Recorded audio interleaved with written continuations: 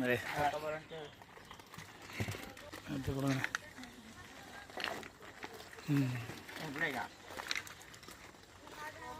ஒன்று கொடுங்க நோடி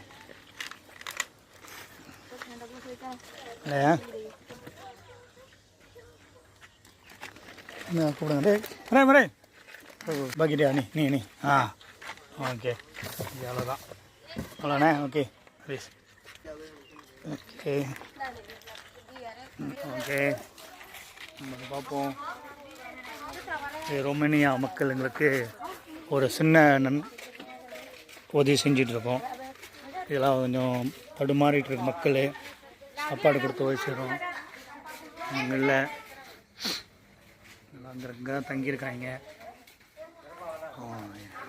தும்பம் 40 பேர் தங்கிட்டு இருக்காங்க.